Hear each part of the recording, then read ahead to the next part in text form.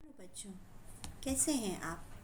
बच्चों, मैं आज आपके सामने फिर उपस्थित हुई हूँ कि उत्तर प्रदेश बेसिक शिक्षा परिषद की कक्षा 8 विज्ञान के पाठ 1 विज्ञान एवं तकनीकी क्षेत्र में नवीनतम प्रगति के पिक्चर प्रेजेंटेशन के अंतिम भाग को लेकर प्रस्तुत हुई हूँ।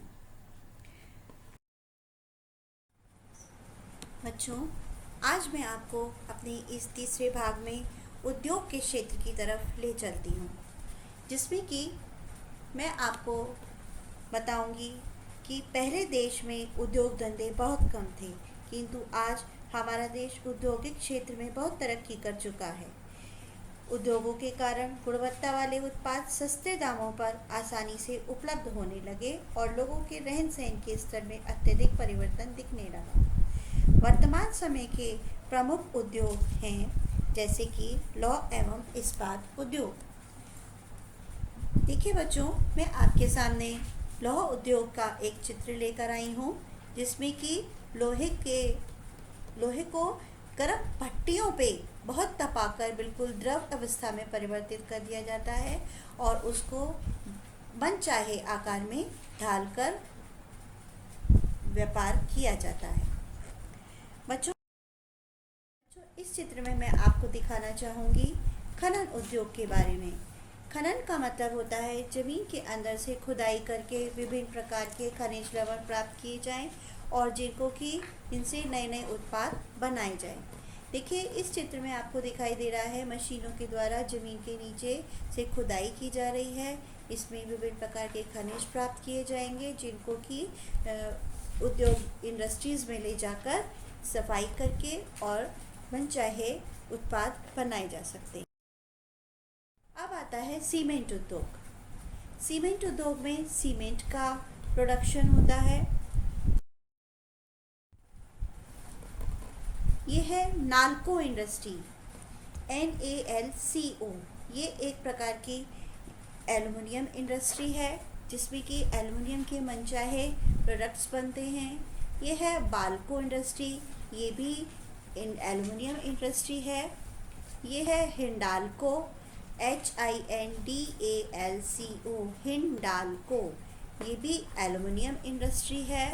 इन इंडस्ट्रीज़ में इस तरीके से काम होता है और एल्युमिनियम की शीट्स तैयार होती हैं और एल्युमिनियम के फिर मनचाहे आकार में प्रोडक्ट्स बनते हैं। अब आता है उद्योग तेल का। देखिए, ऑयल, OIL, ऑयल मतलब ऑयल इंडिया लिमिटेड। बच्चों, ऑयल को ज़मीन के नीचे से इंडस्ट्रीज़ लगाकर निकाला जाता है, जिसमें कि पेट्रोलियम मिलता है, जिसको रिफ़ाइन करके पेट्रोलियम के विभिन्न फ्रैक्शंस में तोड़ के अलग किया जाता है और उससे हमें अनेक प्रकार के उत्पाद मिलते हैं, जैसे petrol, diesel, paraffin, petroleum gases etcetera. अगली है ONGC। ONGC है oil and natural gas corporation. ये इसका पूरा नाम है, इसको शॉर्ट फॉर्म में हम बोलते हैं ONGC। समुद्र के तल पर ये डेवलपमेंट किया जाता है एक प्लेटफॉर्म का, जिसमें कि समुद्र के तल के नीचे तक खुदाई की जाती है और पेट्रोलियम प्रोडक्ट्स प्राप्त किए जाते हैं। अब आता है बच्चों ऊर्जा का क्षेत्र। बच्चों, ऊर्जा दो प्रकार की होती है, नवीकरणीय और अनवीकरणीय। नवीकरणीय ऊर्जा के कुछ स्रोतों का इस्तेमाल हम लगातार करते हैं। यह एक निश्चित अवधि के बाद पुनः इनकी पूर्ति की जा सकती है। इस प्रकार की ऊर्जा के स्रोतों को नवीकरणीय ऊर्जा कहते हैं। और कुछ ऐसे स्रोत होते हैं जिनको कि हम अधिकांश रूप से वर्तमान समय में इस्तेमाल कर रहे हैं। इन ऊर्जा स्रोतों के भंडार सीमित हैं और इनके खत्म होने में अब बहुत ज़्यादा समय नहीं लगेगा। तो बच्चों, नवीकरणीय ऊर्जा के स्रोत हैं जैसे biomass energy, hydro power energy, wind energy, solar energy, geothermal energy. और अनवीकरणीय ऊर्जा के स्रोत हैं फॉसिल फ्यूल यानी पेट्रोलियम प्रोडक्ट्स, यानी नेचुरल गैसेस यानी पेट्रोलियम गैसेस, कोल, कोयला और न्यूक्लियर एनर्जी।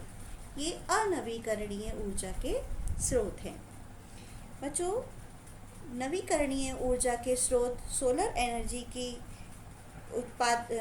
इस्तेमाल करने के लिए, ताकि कि भविष्य की ऊर्जा के मांग को देखते हुए विश्व भर में स्वच्छ एवं नवीकरणीय स्रोतों के प्रयोगों का बढ़ावा दिया जा रहा है। इस स्रोत में सोलर एनर्जी की तरफ सरकार का जवाहरलाल नेहरू राष्ट्रीय सौर मिशन योजना की शुरुआत की गई है। इस मिशन के उद्देश्य से सौर ऊर्जा के क्षेत्र में देश को वैश्विक नेता के रूप में स्थापित करना सरकार का उद्देश्य है। यह ऊर्जा सौर मिशन योजना, देखिए सोलर पैनल हैं, सोलर पैनल्स के ऊपर रही है सरकार की तरफ से, जिसको कि हम आसानी से प्राप्त करके और नवीकरणीय ऊर्जा के स्रोत का इस्तेमाल भरपूर तरह से कर सकते हैं। अब आती है बारी व्यापार और वाणिज्य की। व्यापार और वाणिज्य के क्षेत्र में देखिए बच्चों, व्यापार का अर्थ है क्रय और विक्रय, और वाणिज्य का अर्थ है धन प्राप्ति के उद्देश्य से वस्तुओं का क्रय और विक्रय। आरंभ में व्यापार एक सामान से दूसरा सामान लेकर किया जाता था, परंतु बाद में धीरे धीरे वस्तुओं के बदले धातु के सिक्के, मुद्रा, पत्र आदि की लेन देन शुरू हो गया। मुद्रा के आविष्कार के बाद आधुनिक युग में मुद्रा के स्थान पर अब क्रेडिट कार्ड का प्रयोग होने लगा है। नवीनतम तकनीकी के अंतर्गत बच्चों आता है ई कॉमर्स। ई कॉमर्स के अंतर्गत हम आपूर्ति श्रृंखला प्रबंधन, इंटरनेट विपणन जैसी सुविधाएं, सूची प्रबंधन, फ्लिपकार्ट, स्नैपडील, अमेज़न जैसी सुविधाओं को लेकर आम जनजीवन को बहुत सरलता के साथ में व्यतीत करने के लिए और तरक्की की तरफ प्रगति कर सकते हैं। बच्चों, ई गवर्नेंस क्या है? ई गवर्नेंस का अर्थ है सरकार की आम नागरिकों के लिए उपलब्ध सुविधाओं को इंटरनेट के माध्यम से उपलब्ध कराना ई गवर्नेंस या ई शासन कहलाता है। देखिए बच्चों, इसके अंतर्गत शासकीय सेवाएं और सूचनाएं ऑनलाइन उपलब्ध होती हैं। यह एक अच्छे शासन का पर्याय है, जैसा कि आप इस चित्र में देख रहे हैं कि शासन जो कि इंटरनेट के जरिए चल रहा है। बच्चों, 18 मई 2006 में शुरू राष्ट्रीय ई शासन के तहत संपूर्ण भारत में साझा सेवा केंद्र CAC स्थापित किए गए हैं। ये साझा सेवा केंद्र आम आदमी को सीधे तौर पर लाभान्वित कर सहज, सुलभ और उनके घर तक सरकारी सुविधाओं को, देखिए बच्चों जैसा आप इस चित्र में देख रहे हैं कि ये उनके घर तक सरकारी सुविधाओं को उपलब्ध कराने का अथक प्रयास कर रहे हैं। बच्चों, डिजिटल शासन का अर्थ है सभी प्रकार की शासन संबंधी जानकारियाँ डिजिटलाइजेशन कहलाता है। डिजिटल इंडिया के अंतर्गत ई हॉस्पिटल की भी सुविधा प्रारंभ हुई है। ई हॉस्पिटल के अंदर आप एक कार्ड बनवा सकते हैं सरकारी अस्पतालों में, और उन कार्ड्स के जरिए आपका सारा डिटेल इंटरनेट पर मौजूद रहेगा। आपको लंबी कतारों में खड़े होने से बच जाएंगे आप, और कागज़ों में जो आप अपनी मेडिसिन्स का रिकॉर्ड रखते हैं या डॉक्टर्स के पास जो कागज़ों में आपके इलाज का रिकॉर्ड रहता है, वह ना रह के ऑनलाइन ही सारा रिकॉर्ड आपका मिल सकता है। तो बच्चों, ये तो था तकनीकी क्षेत्र में किन किन क्षेत्रों में क्या क्या प्रगति हुई है, नवीनतम प्रगति। अब मैं आपको बोलूँगी कि ये मेरे पहले पार्ट के सारा प्रेजेंटेशन ख़त्म हो चुका। अब मैं आपको कुछ प्रश्न पूछूंगी, जिन प्रश्नों के उत्तर आपको इससे संबंधित मिलेंगे। बच्चों, ई गवर्नेंस क्या है? ई गवर्नेंस की आम जीवन में क्या उपलब्धियां हैं? व्यापार एवं वाणिज्य के क्षेत्र में ई कॉमर्स की क्या भूमिका है? भूरी क्रांति किसको कहते हैं? भूतापीय ऊर्जा किस प्रकार की ऊर्जा है? इस